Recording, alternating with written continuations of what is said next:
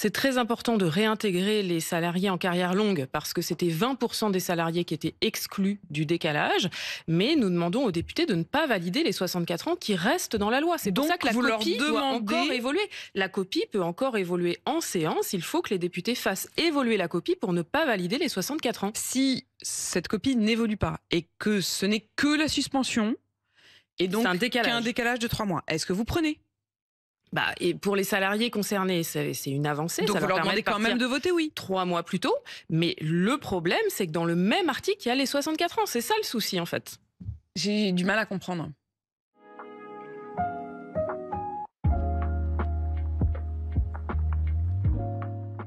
Le décalage de la réforme des retraites, c'est une brèche dans un totem du macronisme. C'est important, ça a été arraché grâce à la mobilisation des salariés. Le problème, c'est que les 64 ans restent dans la loi, mais leur application est seulement décalée d'une génération. Donc nous appelons les députés à demander au gouvernement à tenir vraiment parole et à mettre en place une vraie suspension. Une vraie suspension de la réforme, c'est un blocage de la réforme pour toutes les générations pour qu'elle s'arrête pour tout le monde, pas seulement pour quelques générations. Une vraie suspension, mais ça commence quand même par la suspension telle qu'elle est proposée. Vous appelez les députés cet après-midi à voter cet amendement de suspension. Nous appelons les députés à demander au gouvernement à tenir parole parce que aujourd'hui, j'ai pas tout compris.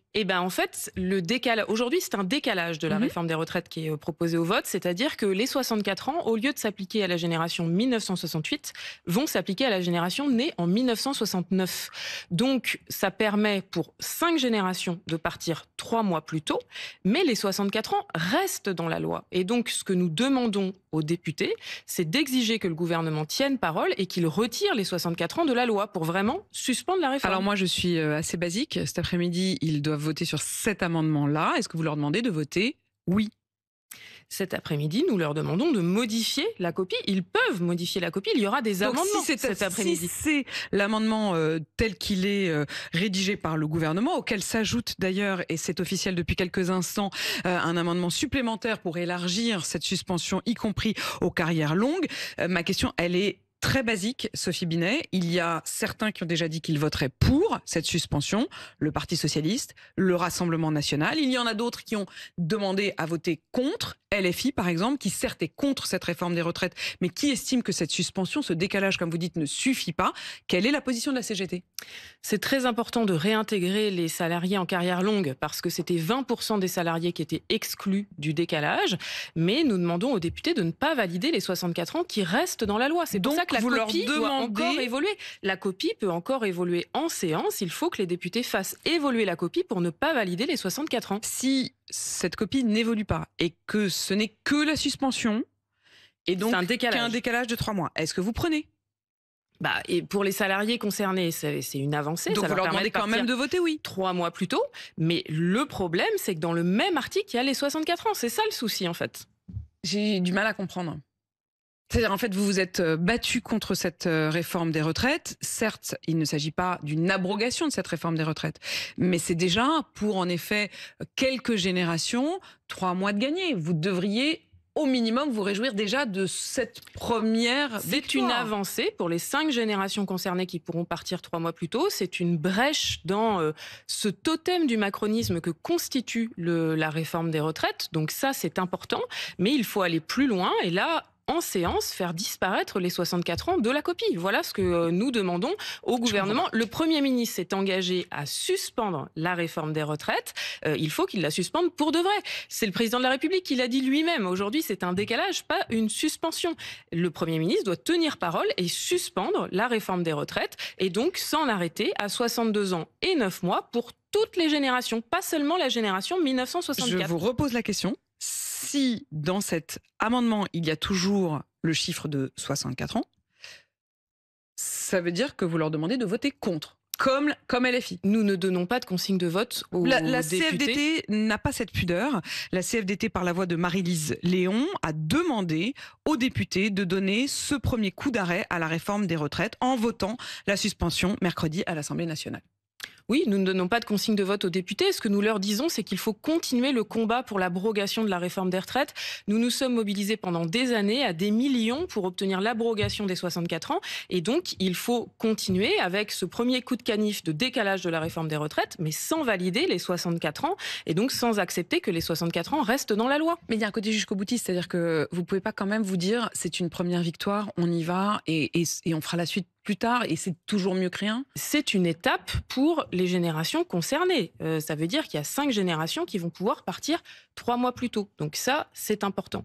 Mais ce que nous disons, c'est qu'il faut aller jusqu'au bout et abroger les 64 ans qui, aujourd'hui, posent problème. Voilà ce que nous disons. Donc vous espérez au minimum que ça change et que ça ne reste pas rédigé en l'état. Je précisais effectivement que le fait de l'élargir aux carrières longues, c'est un amendement de dernière minute rajouté par le gouvernement pour aller encore plus loin dans cette suspension. Sinon, c'était vraiment hypocrite. C'était 20% des salariés qui n'y avaient pas accès.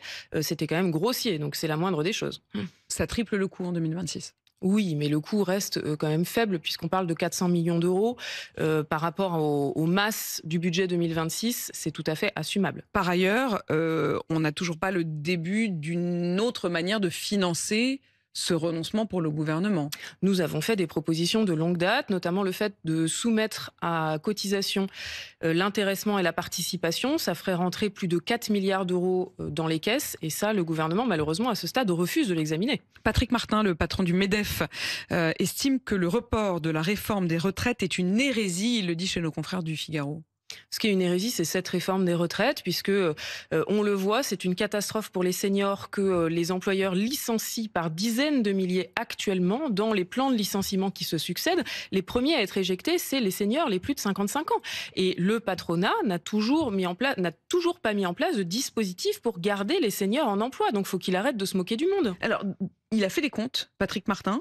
Il estime, je le cite, que si le texte passait en l'état, il y aurait 53 milliards de plus de prélèvements sur les entreprises. Oui, alors il faut qu'il nous donne la marque de sa calculette et qu'il renouvelle son fournisseur parce que là, visiblement, il y a un problème sur les chiffres.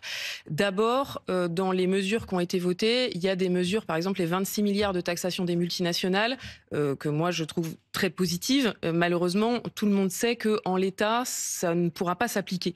Et puis ensuite, sur le reste, s'il y a une augmentation de la fiscalité, c'est pour monsieur et madame tout le monde, pas pour les entreprises. Ce que Patrick Martin oublie de préciser, c'est que alors que ce budget est d'une violence inédite pour le monde du travail, le patronat a réussi le tour de force à avoir de nouveaux cadeaux puisqu'ils ont 1 milliard de baisse d'impôts de la CVAE, l'impôt de production qui pèse sur les entreprises. Et puis, ce que le MEDEF oublie de rappeler, c'est que ce sont eux qui sont responsables du déficit aujourd'hui. Il y a eu, depuis 2017, les entreprises payent 40 milliards d'impôts en moins chaque année, notamment d'impôts sur les sociétés qui ont considérablement baissé. Ça, c'est un chiffre officiel de tous les économistes. Il y a eu 40 milliards de baisse d'impôts sur les entreprises depuis 2017 chaque année. Donc c'est totalement indécent que le patronat aujourd'hui nous explique qu'il y a un matraquage fiscal. C'est faux. Il estime, Patrick Martin, que ça met en danger l'économie française, l'investissement, l'emploi. Il dit notamment à propos de la taxe sur la fortune improductive que c'est une aberration, je cite. L'argent n'est pas sous des matelas, il est dans l'économie française, il finance la dette française. Qu'est-ce que vous répondez ? Ce que nous répondons, c'est que les inégalités explosent en France, notamment les inégalités entre celles et ceux qui travaillent et celles et ceux qui vivent de leur patrimoine, de leurs actions, de leur patrimoine immobilier, de leurs dividendes. Et donc, l'enjeu, c'est d'avoir une vraie justice fiscale. Aujourd'hui, il y a un scandale, c'est que les petites entreprises payent beaucoup plus d'impôts que les grosses. C'est ça qu'il faut rétablir, la justice fiscale entre les ménages et entre les plus grandes entreprises et les plus petites.